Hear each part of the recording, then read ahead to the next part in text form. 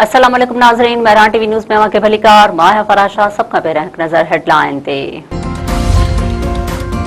गज़ा में इमदाद खणी वेंदड़ सामुंडी काफ़िले ग्लोबल समूद फ्लोटेला ते इसराइल जा हमला। पाकिस्तान समेत 10 मुल्कनि पारां इसराइली हमलनि जी सख़्त मज़म्मत। तुर्किया, बांग्लादेश, ब्राज़ील, उर्दन, इंडोनेशिया ऐं मालदीव समेत 10 मुल्कनि जे परॾेही वज़ीरनि पारां गॾियल मज़म्मती बयान में ग्लोबल समूद फ्लोटेला मथां इसराइली हमले ते कावड़ जो इज़हार। इसराइल खां गिरफ़्तार कारकुननि खे फौरी तौर आज़ाद करण जो मुतालबो। अमरीकी सदर ट्रंप चयो आहे त क़तर, यूएई ऐं सऊदी अरब जी दरख़्वास्त ते ईरान मथां अॼु हमलो न कंदासीं।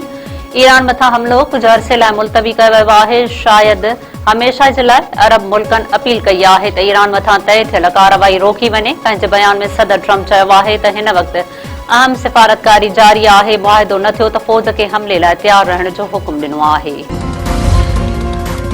ईरानी फ़ौज पारां अमरीकी सदर खे सख़्त वार्निंग। ॿीहर हमले जी सूरत में भरपूर रद्दअमल ॾियण जो ऐलान। ईरानी फ़ौज चयो आहे त अमरीकी हमले ते जवाबी कार्रवाई लाइ मुकमल तौर तयारु आहियूं। अमेरिका हमले जी डेड लाइन ॾिनी ऐं पोइ पाण ई मुलतवी कई। हथियार फिटा करण जो तसवुरु ख़ाम ख़याली आहे। ईरानी सदर मसूद पेज़ेश्कियान चयो आहे त ॻाल्हियुनि जो मतिलबु इहो न आहे त ईरान हथियार फिटा कंदो। ईरान हमेशह वक़ार, ख़ुदमुख़्तारी ऐं क़ौमी हक़नि जे तहफ़्फ़ुज़ सां ॻाल्हियुनि में शामिल रहियो आहे ऐं कंहिं बि हालत में अवाम ऐं मुल्क जे जाइज़ हक़नि खां पोइ ते न हटंदो। सदर मसूद पेज़ेश्कियान पंहिंजे बयान में चयो आहे त ईरानी क़यादत आख़िरी दम ताईं पूरी ताक़त ऐं अज़म सां अवाम जी ख़िदमत कंदी रहंदी। ईरान जे मफ़ादनि ऐं क़ौमी वक़ार जी हर क़ीमत ते तहफ़्फ़ुज़ कयो वेंदो।